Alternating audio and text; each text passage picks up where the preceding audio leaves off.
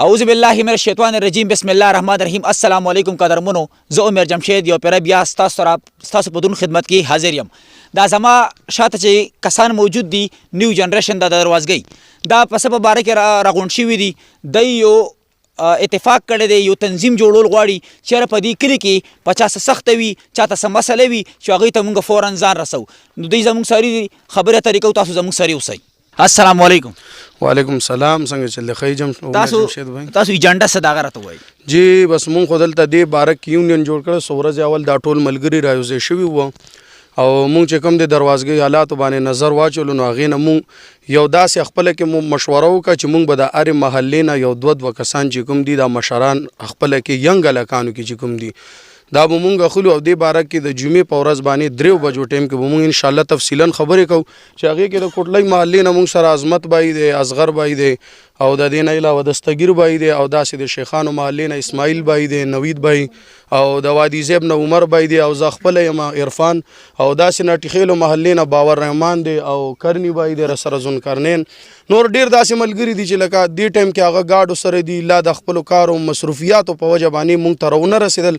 لہذا په موبایل باندې مونږ سره رابطې وشو او دا خبره یې وکړه چې یوه ورځ داسې وټاکئ چې په هغه ورځ باندې مونږ راشو نو دې خبرو تفصیل به مونږ مکمل بیا انشاءالله جمعې په ورځ باندې 3 بجو ټایم کې ټول د دروازګۍ ینګ هلکان چې کوم دي دې کې دا نشته دی چې دا محله شیخان دي، محله ناټي خیل ده یا میرالخیل دي یا ډبخیل دي یا کوټلۍ محله ده یا خوړ محله ده، نه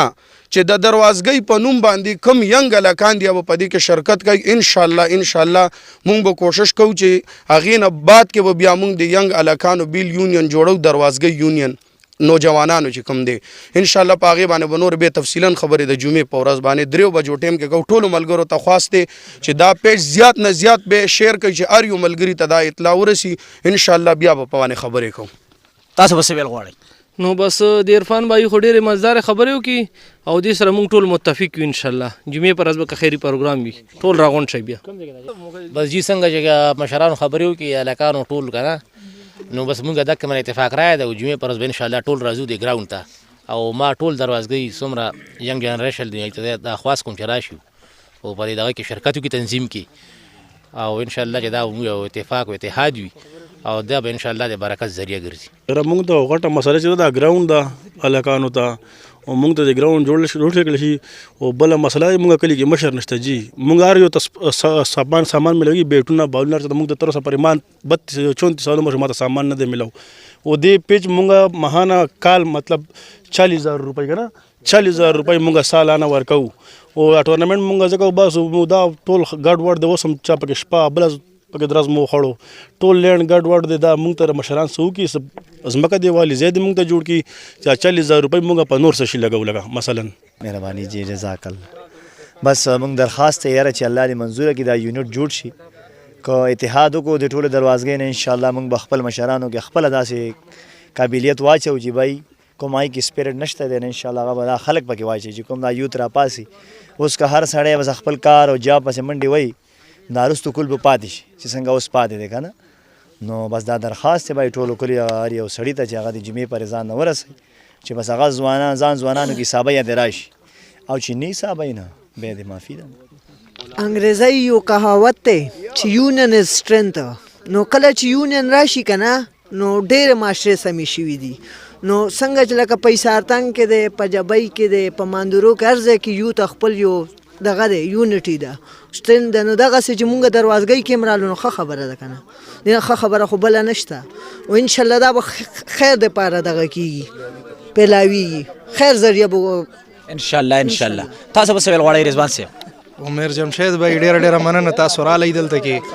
او د نوجوانانو دا خبرې تاسو هایلایټ کړي دوی ته دا مسلې ډېر وخت نه دي خو شکر الحمدلله چې دوی اوس راغونډ شول او دې باره کې دوی یو یونین جوړوي موږ په دې باندې ډېر زیات خوشحال یو موږ دوی سره مکمل سپورټ کوو په دې باندې او چې تر کوم حده پورې وي دوی سره به منډه وو انشاءالله جمعې په ورځ باندې ټولو ملګرو ته دا خاص دی چې تاسو راغونډ شئ او د کلي دا یونین تاسو جوړ کړئ نو جمعې په ورځ انشاءالله 3 بجو ټایم کې په دې ګراوند کې هر یو نوجوان به راځي او دا اواز به اوچتوي چې دوی دپاره څه وکړی شي. جی ډېره مننه. قدرمنو کم ملګري چې د دروازګۍ سره تعلق ساتي بسم الله الرحمن الرحیم. څنګه چې دې ملګرو دا اواز رویچت کو دا دینه مخکې پکارو دا اوس نه دا دینه مخکې ځکه پکارو چې موږ نوجوانانو دپاره دا ګراونډونه دا هر څه پکارو داسې مواقع دی ته ورکون پکار دي چې دی هر یو میدان کې چې کوم دی نو مخکې شي ځکه دلته مشران اوده پراته دي مشران ته پکار دي چې دا نوجوانان چې کوم دی په خپل اکټیویټي کې دی دغه کې شامل کې انوالو کې او دی شعوري وي دی نه دا غلطې چې کوم دي دا دی نه دی مني کې او دی دپاره څه ناڅه پکار دي مشران ته ځکه